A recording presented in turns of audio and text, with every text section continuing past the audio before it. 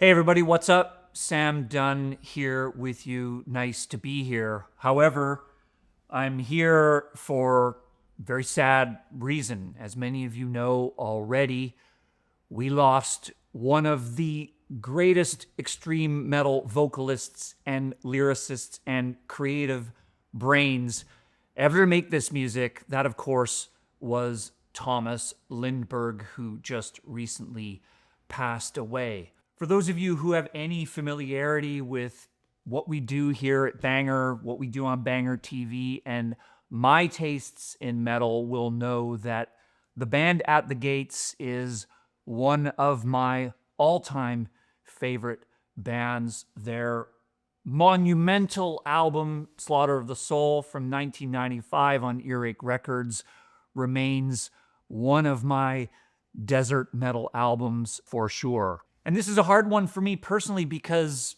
I knew Tomas. We spent time together over the years, and those brief moments I spent with him at shows or doing interviews with him for some of our projects, he was always so friendly, so considerate, so thoughtful. He really put a lot of thought into his music, his lyrics, and his reasons for doing what he does. So I really always appreciated his attitude and his spirit that he brought to the music. Yeah, and what to say about his music that hasn't been said before? Of course, his absolutely game-changing work with At the Gates, but also let's not forget his work with Dysphere, with Lockup, and that fucking great album that he did with The Crown called Crowned in Terror.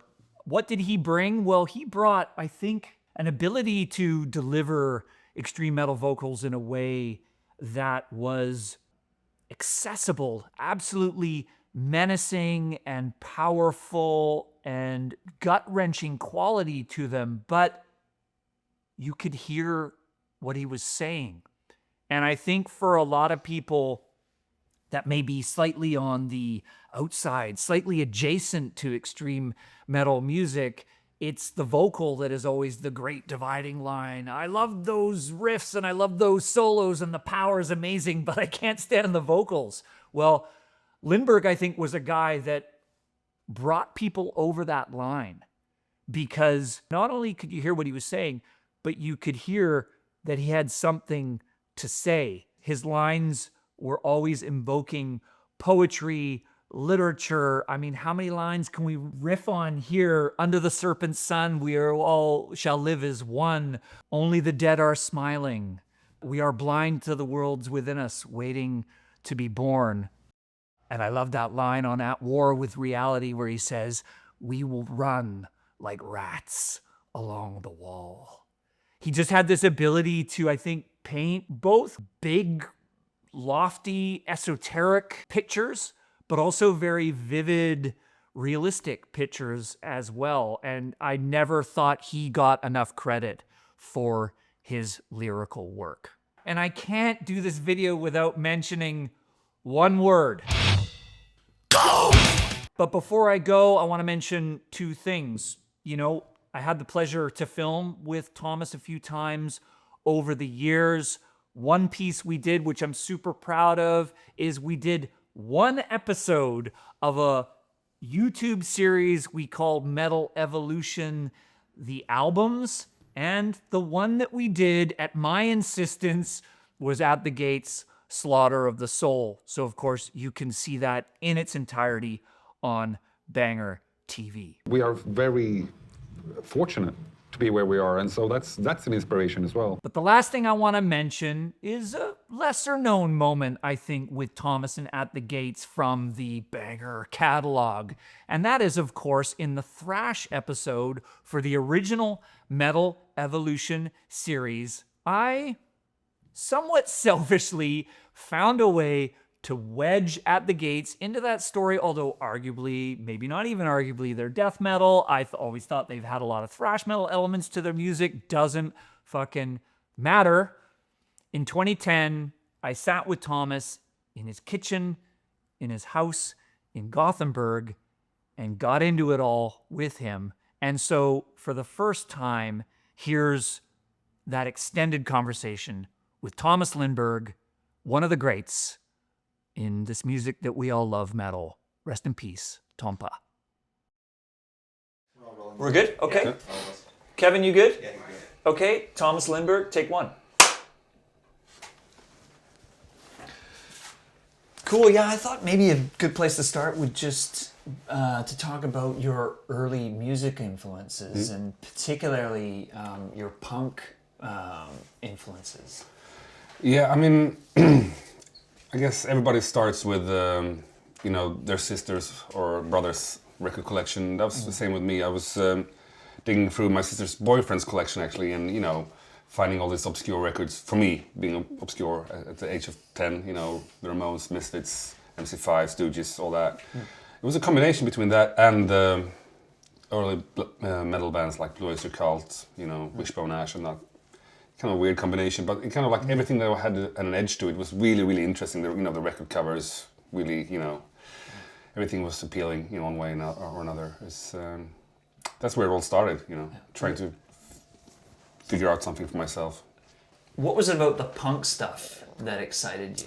I guess the energy of being a kid, the pure energy, and also actually this was something you could probably play yourself, without having any musical talent at all at that time. It was probably that was appealing, that you could actually go right ahead from your own band, kind of, and it was all DIY.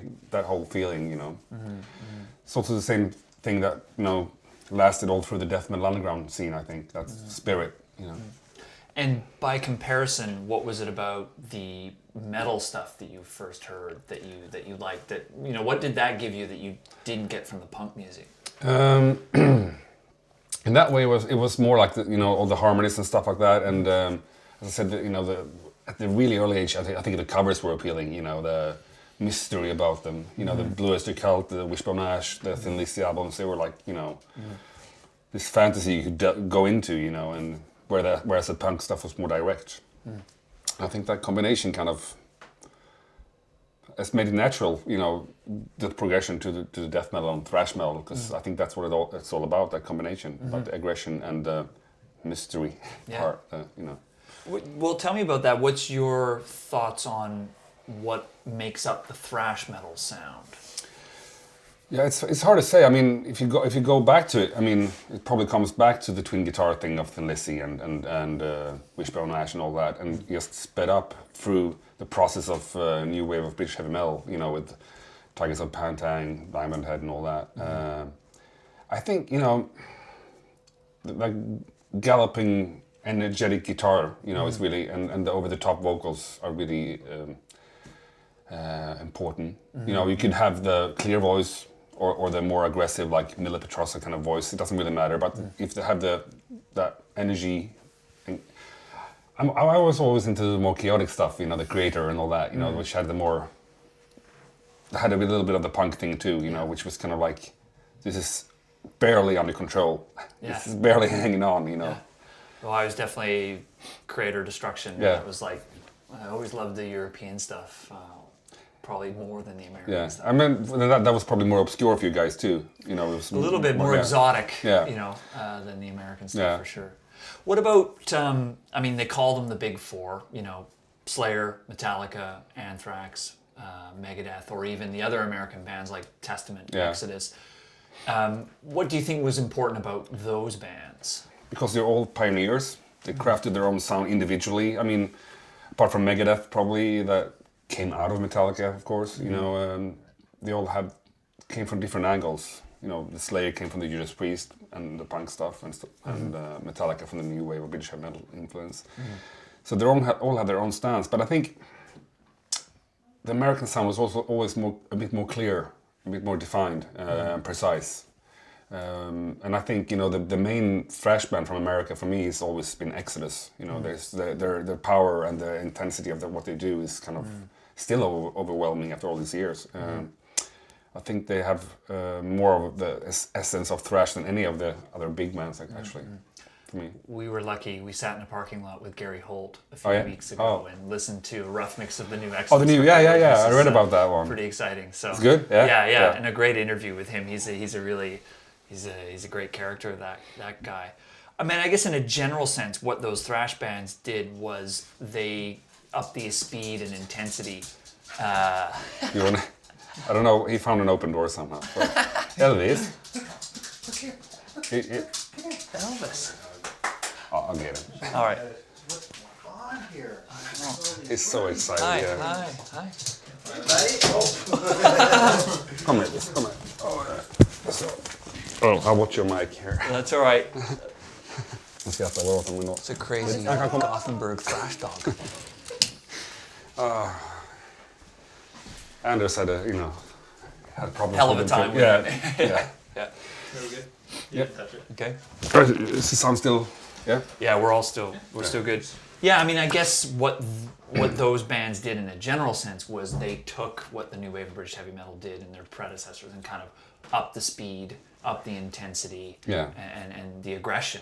Of course, yeah, and I mean, it kind of happened at the same time, the thrash explosion as the hardcore explosion in America. You know, the DRI, Chorus Lamp Conformity, all those bands came out at the same time. So there was I think they kind of sparked each other off a bit. You know, you can see all this old Slayer footage of Dave Lombardo in a DRI shirt or a Black Flag shirt. I mean, they were digging that stuff at the time. I think that was really important too. Moving into At the Gates, what do you think At the Gates took from thrash metal?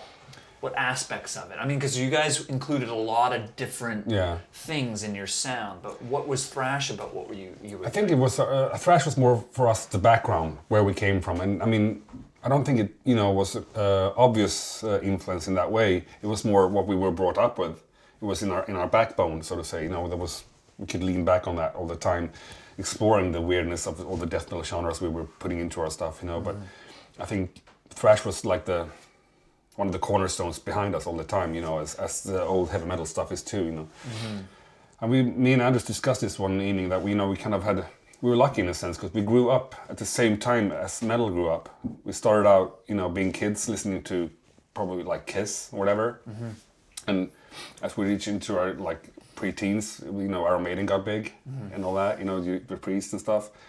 And when we were like 16 or something, the thrash explosion happened.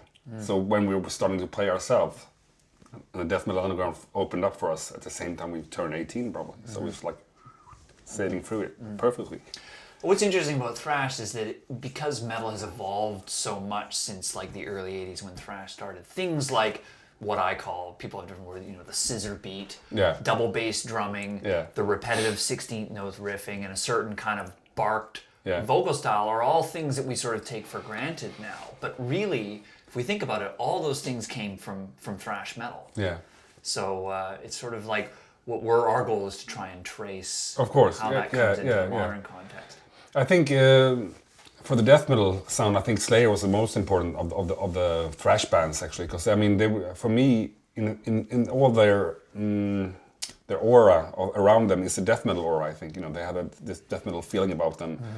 They come from the thrash sound, but it's the occult stuff and all that, and then the patterns. I think they influenced death metal a lot. Actually, they're really one of the main parts, I think, of death metal creation. I think because most death metal bands have approve Slayer. I said some people don't approve Testament or Megadeth because it's not tough enough, whatever. But Slayer is one of those bands that everybody go back to. Always my favorite of the big four, for sure. Of course, yeah. Now I know there's a lot more to At the Gates than Slaughter of the Soul. However, what do you think At the Gates nailed on Slaughter of the Soul? What we're trying to do with Slaughter of the Soul was, and I've said this before, but we really wanted to do something special. I mean, it sounds like an after construction, but it's not, because we were really tired of all the bands putting out records, not bad records, but like okay records, and putting out a record to go on tour, and death metal was kind of starting to get generic. Bands were starting to sound the same. And we were missing that the aspects that we discovered through thrash, actually. The the year of '86 with Darkness Descends, Rain in Blood, Master of Puppets, the feeling of those really important records that kind of changed your life. We wanted to do something like that, you know. I mean, and we always said like, yeah, we aim that high, and we might come out with a decent record, you know. That's what we were thinking. And we were listening to all these classic records and trying to figure out, you know, what made them, you know, what made these records big, you know, what, you know, not really sales-wise, but, you know, in our hearts. Why are they so important for us? And trying to strip down, you know, to big important choruses and, you know, strong verses and all that, and keeping all the elements from all the stuff that we like, the thrash stuff and the harmony guitars from Thin Lizzy. You know, we're trying to make it our own product, but still, you know, with this goal to be important in one way, to make a mark, you know. And it had a very unique sound, production-wise. How would you describe the sound on the record? I say it's very, very clean and precise. And someone was telling me yesterday that it's pretty amazing that was done in analog, and, you know, without punching in, you know, as you can cut up and move bass drums and all that you can do now.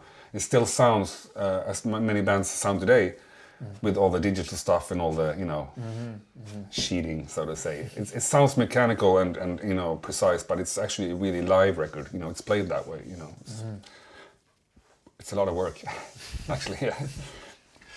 And when I talked with Frederick this morning, he sort of was talking about his role, not only with you guys, but many of the bands from this area. What do you think his role was in helping shape the sound of that record? Yeah, I mean, for the big part of Fredrik Nordström coming into Slaughter of the Soul was his dedication, because he was as young and eager as we were to make the mark. You know, he wanted to go somewhere with the studio. He wanted to you know, do something of his own. So that, like, dedication and curiosity almost was kind of part of it. You know, big part. And he's a really master of, you know, being really precise and retakes. You know, the really single notes of the guitar has to be precise, and it's really, he's a tough guy. But I mean that the whip was, you know, he's really good with that. You were under the whip. Yeah. Pardon the pun. Exactly. Yeah. Something that came up in his discussion, and when I talked to Bjorn from In Flames as well, is melody. And I think that's something that's really important to the Gothenburg sound as it's become known as. And Frederick said that he was always really interested in making sure that melody was part of what you guys were doing in the other bands. Tell me about why melody was important for you guys. I think it came from us. It came from the early days of At the Gates, where we were going, as I said, we were going everywhere. We had all these influences, but Alf, our first guitarist, was really much into melody and classical music and medieval music and folk music and stuff like that. So we were really melodic in the early days, but with this really weird, twisted thing about it, you know. And we wanted to take that with us into the Mark II phase, you know, the more thrashy phase of At the Gates. We wanted to include those melody parts by making more catchier, you know, and so transform the band into something else, but keeping the melody part was, you know, important. And I think you know, what we were doing was, you know, using the twin guitars in that way that it doesn't get that cheesy, sheery melodic. It's still, you know, got the attack of the thrash stuff as well, you know, without the guitar. And I think we were, from Terminal Spirit Disease and onwards, we were the least melodic band in one way of Gothenburg. I mean, Dark Tranquillity and In Flames had more melody, so to say, whereas we were focusing on the more aggressive parts, but keeping the melody to make it, you know, At the Gates. We need to raise the mic a bit, just because I see it. There we go, thanks. Like that? Oh, it's gonna sizzle. Thank you. Still speaking. Do you think that this incorporation of melody in the sound of a lot of Swedish metal, I mean, is there any, you talk about the folk music influence, I mean, is that something that you think has been an influence? Yeah, I know In Flames have a lot of folk music influence, for sure. I don't know about tranquility. They come from another area where, you know, they're really influenced by German speed metal, I know, you know, the Halloween stuff, you know, and with a lot of melody too. I don't know where it all comes from actually, but I mean, there's something, the melancholy of the Swedish, you know, weather and nature kind of, you know, as in Norway, as you know, we probably want to portray that, you know, the vastness of the landscapes and all that. It's not as, you know, the rural thrash of Germany was created in places like Essen and stuff like that, where we're really tight, rural, you know. Whereas this is more open landscapes, and it's hard to be just aggressive thrash in that. You have to have something else to fill it up, to make it your own. I think maybe it could be part of it. Yeah. I wanted to ask you about your lyrics too. I mean, when Metallica and Slayer and the sort of old guard of thrash first came up, they started to look at topics like nuclear war and warfare and injustice and these sorts of things. And obviously Slayer was off doing Die by the Sword and Evil Has No Boundaries as well. I mean, of course, there was, you know, but and with Megadeth there was a certain political tone to what they were doing as well. Where did your lyrics come from? I think my lyrics were always a mix between my two different backgrounds, the punk and the metal stuff. Definitely, and I sense the early thrash stuff having a big connection with the hardcore punk background, with the social political lyrics. Also, the climate in the early 80s was, you know, the fear of nuclear war was, you know, really impending, you know, and a lot of people were singing about that, and people don't do that really now. But you know, the social stuff vary, you know, the politics subjects. But I think I got that in somewhere in my backbone. The whole, you know, it's got to mean something. If you got to sing about it, it can't just be, you know, bullshit, so to say. You know, it's got to, you know, someone will listen to this, and someone, you know, why not try to say something important? And it developed over the years. From more abstract, you know, maybe too pretentious teenage stuff to being, you know, more focused. And at the end of what we were doing, I think it was pretty similar to some of the thrash bands in that sense, you know. But blending it up with more poetic stuff, it was definitely challenging the system. You know. Were you reacting to things you were seeing going on around you at that? I mean, I guess this is early to mid 90s. I mean, were you reacting to something? Not something specific, but I mean, it's probably where, as a teenager, you just rebel against anything, you know, that is like part of society or you know, that tries to force rules upon you. You know, you just, you know, don't want to have it. But if you come up to like your early 20s, you start to actually see what's wrong with stuff, you know, and you kind of get more into it and actually know what to protest against. So it's, I think it's just more focused, and you actually start to realize what is wrong with the world and how wrong it is. I mean, you start to see the structures behind it, you know. And start to question it, I guess. I mean, when you're 16, you don't really question, you know, why do they speak Portuguese in Brazil? You know, you just take for granted. But then when you're 20, you start to realize, because, you know, the colonial wars were kind of, you know, and all of that, you know, you start to realize parts that, you know, questioned before. Yeah. Well, I mean, it's interesting. What you said there, I think, hit on something that I hadn't considered, which is it had to mean something. And I think that is something that is important to thrash metal, because obviously, and no disrespect to bands that I love like Morbid Angel and Death and Obituary and all those great bands, but death metal had gone in a direction where, of course, it means something, but there's no real... It was more an entertainment thing, like a horror movie or something. Death metal had always that aspect that it has to be a bit of escapism, you know. You gotta go to a different world, as you did in horror movies when you were a kid. That interested me when I was really small, you know, and in my early days in my other band, Grotesque, we had some of those kind of lyrics too. But moving on, I think, you know, we just realized if the music is so important to us, the lyrics, you know, they have to go along with this. They have to develop at the same pace. You got to be you know, portraying a message. I mean, not pointing fingers and telling the truth or something, but, you know, giving a spark to the listener that, you know, think for themselves and all that, you know.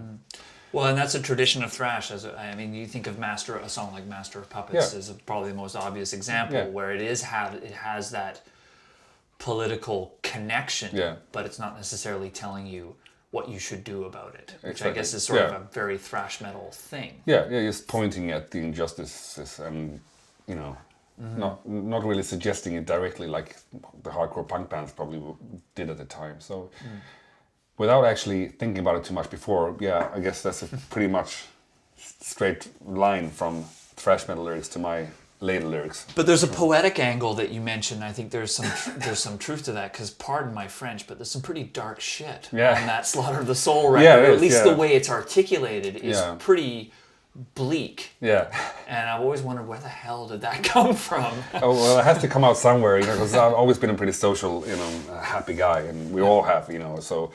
but all the dark stuff that goes around the world, it's good to have that, you know, outlet for that. And I was starting to read a lot more at that time too, you know, and getting, you know, then you get inspired by the language too, to discover the English language in a different way that it had done before, not only from other metal bands, you know, and stealing, you know, lines from that, but, you know, actually enjoying real English language and trying to make the best of it. You know, it's, find your voice. Yeah. It's really inspiring to read those lyrics now, to see that, you know, the struggling kind of, you know, as I said, a little bit pretentious at times probably, but you know, I'll be the first to admit that.